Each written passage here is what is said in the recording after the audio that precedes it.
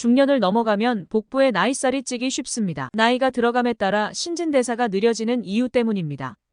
예전에는 뱃살이 부와 권위의 상징이었다면 지금은 만병의 근원이라는 것은 잘 알려진 사실입니다. 복부 비만은 상대적으로 근육량이 적고 체지방이 많아 배만 볼록하게 나오는 것을 말하는데, 배꼽 윗부분의 둘레를 쟀을 때 허리 둘레가 남성은 90cm 이상, 여성은 85cm 이상을 말합니다.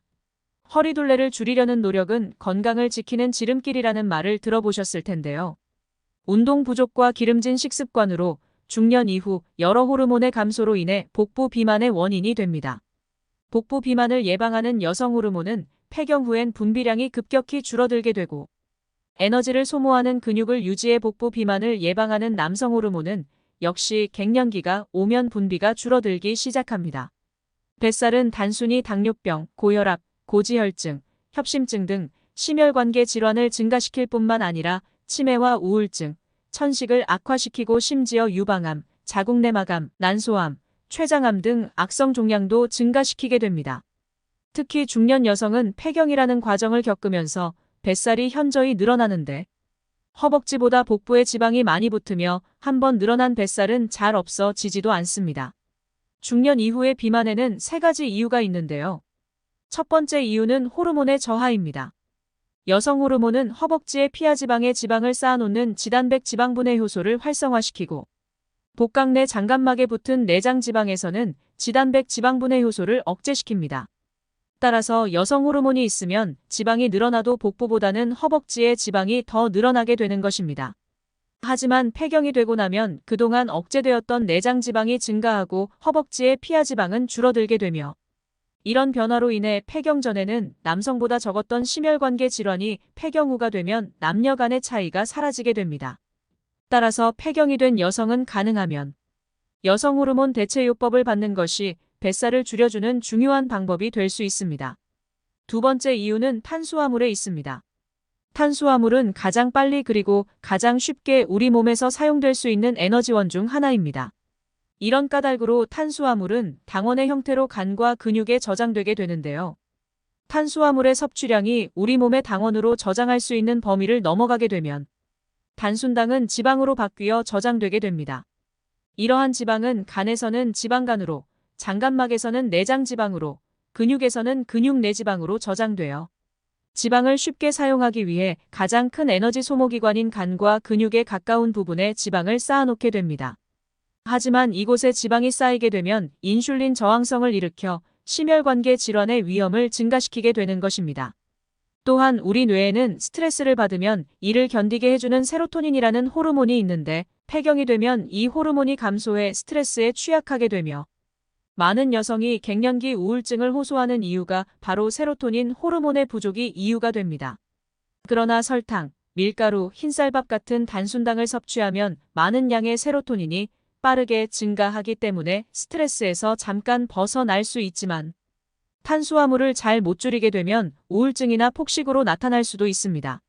따라서 뱃살을 빼고 싶다면 흰쌀밥, 국수, 빵과 같은 탄수화물을 줄이고 고기, 생선, 두부, 계란, 흰자와 같은 단백질의 섭취를 늘려야 하는 이유입니다. 세 번째 이유는 에너지 소모의 감소에 있습니다. 보통 기초대사량은 20대 초반에 최대가 되고 그 후에 10년에 2%씩 정상적으로 감소하게 됩니다.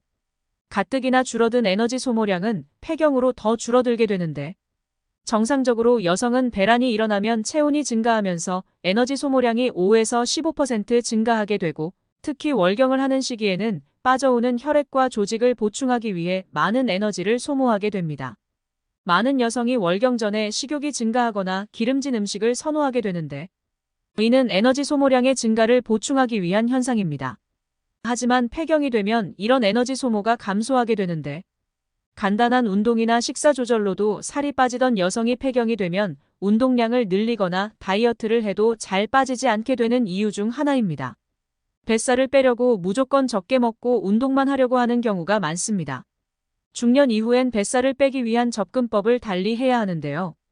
비교적 젊은 연령층에서 뱃살이 증가하는 이유는 아침은 거르고 저녁에 폭음, 폭식하며 과로하는 생활습관 탓이 크다고 할 수 있으며, 저녁에 과음, 과식, 폭식을 하는 습관과 열량을 사용하지 않고 바로 자는 생활 방식 등을 바꾸며 소식하면서 운동량을 늘리는 게 도움이 됩니다.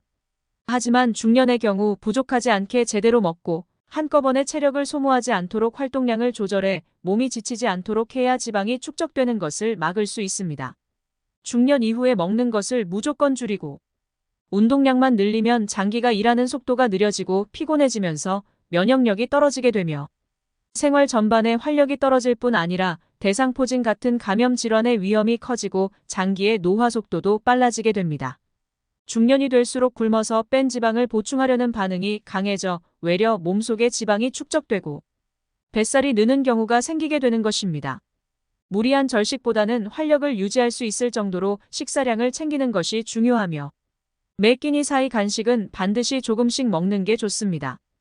바나나, 사과와 같이 칼로리가 많은 과일류가 적당하며 빵, 떡 대신 견과류나 유제품류를 드시는 것이 좋으며 이러한 간식류도 열량이 높으므로 주의하시며 드시는 게 좋습니다.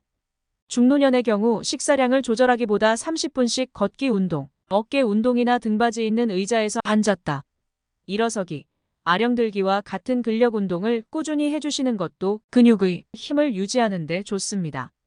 평상시보다 운동을 더한 경우에는 음식 섭취량을 늘리는 것이 체력 유지 등에 중요합니다.